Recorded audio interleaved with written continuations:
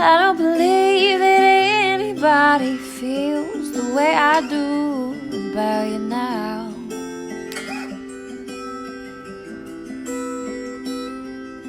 And all the roads we have to walk are winding, and all the lights that lead us there are blinding.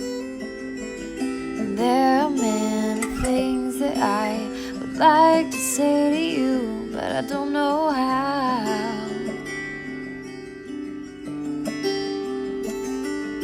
But maybe you're gonna be the one that saves me. And after all, you're my wonderwall. All right, everybody, happy Tuesday. Welcome back to Morning Coffee with Rick Alexander. The intro music provided by Brittany Taylor. She's at Barbell Brittany on Instagram, and I am at Rick Alexander _ on Instagram and at Lionheart Radio.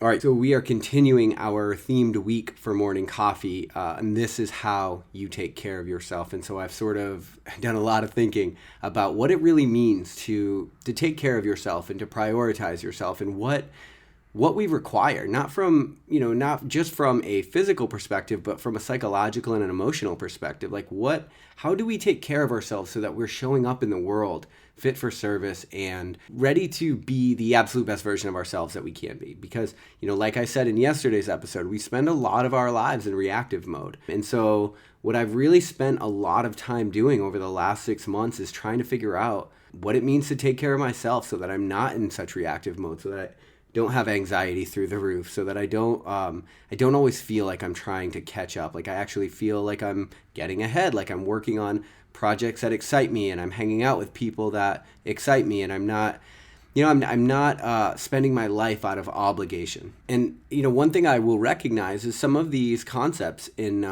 this week's themes, they're not that novel, and they're not like that new. But sometimes we don't think about them in the right way. That's at least what I've found. Like sometimes we get advice that's so overgiven that it almost becomes, it just becomes white noise, and we don't necessarily grasp the concept of it. And so with these short episodes, hopefully it gives you something to sort of think about the role that these things are playing in your own life today. Now, for today's show, we're going to talk about a concept that gets talked a lot in the maybe self-improvement space, and that is delaying gratification. And the reason I'm going to bring it up though, is because what I've realized is when we delay gratification, not only are we typically like reserving ourselves for a bigger future or a bigger goal, but when we don't delay gratification, what we end up doing is we end up trading what we want now for what we could have in the future. And that's a problem, because the future, once we get to the future, we're going to say, why the fuck did I trade that for that moment, right? That's what a hangover is, right? Like if I choose not to drink today, the future I could have is a productive, energetic one. But when I choose to take what I want right now, it could be that leaves me feeling like shit tomorrow. And so that is a problem with all of the sort of impulsive decisions that we make. So typically, if there's an ability or a way to delay gratification, then in most cases, that will be the opportunity to take care of yourself best with that current decision that you make. Now, not always. There are some times where you have to like prioritize, like what do I want right now? Like what's going to make me happy? And that's completely okay. But what you don't want to do is you don't want to trade a indulgent present for a really satisfactory future. And that's what I think the real problem is. One of the questions I asked in an earlier show is that I ask myself all the time is, am I just the sum of my urges?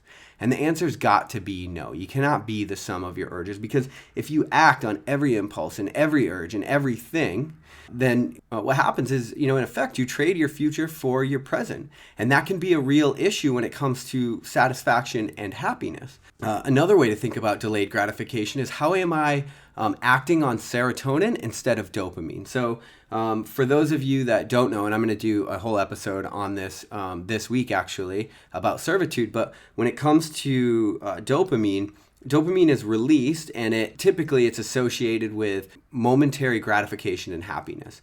Now, the problem with dopamine is that it goes away quickly, and then it leaves you wanting more. So dopamine is released in major volumes with a lot of addictive drugs like cocaine.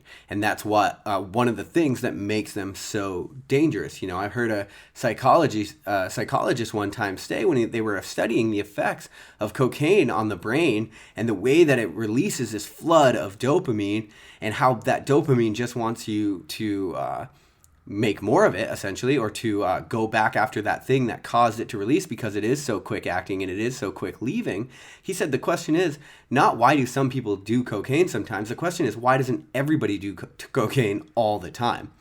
And it's kind of a funny way to phrase it, but the interesting thing is it's because, you know, they're acting on that dopamine. The reason we don't all do it all the time is because we're not willing to trade a really successful future in most cases for what could be like an exciting or happy right now. You know, serotonin is the thing that's linked to long-term happiness. So when serotonin is released, and you get a release from serotonin when you do something good for somebody else per se, that's what's associated with satisfaction. Now, when you think about in terms of delaying gratifications, because I'm going to talk about those two things, how they interact in terms of servitude later in the week. But when we talk about how they manifest in our lives right now, every time you turn on Instagram and somebody gives you a like, you get a release of dopamine. And so then you just want more. And so that's why you end up going back to your phone constantly, because you're looking for that dopamine, because it's all happening subconsciously for the most part. You don't even understand it until you realize you like sit there and you're like, why have I just been scrolling for so damn long?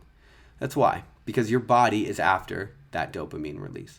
And so in a lot of ways, that can be another way to think about delaying gratification. How can I avoid activities, gambling, drinking, cocaine use, social media? How can I put these in a position in my life so that they're not running my life? Because if they are running your life, what you find is you're not even happy in the moment. See, because that dopamine release, and a lot of times is so quick and it's gone so fast that you just acted on an impulse, but it didn't even have the effect of happiness that you actually thought it was going to have. So when it comes to taking care of yourself, you have to act in your future's best interest. You have to act in the interest of who you could be in the future. And when you think about yourself in the future, you have to look at it in a way that allows you to make the best decisions now. So in a lot of ways, that is delaying gratification. And so I think about every day in terms of what I'm doing, am I acting on or am I delaying gratification? And is that justified? And, you know, here's the thing. A lot of times when it comes to taking care of yourself,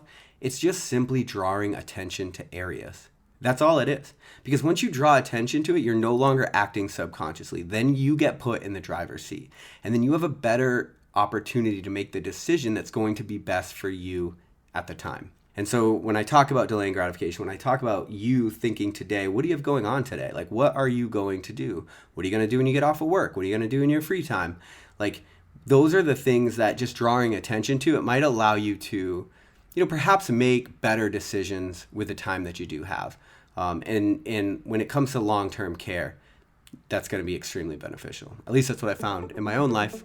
I'll talk to you guys tomorrow on Morning Coffee.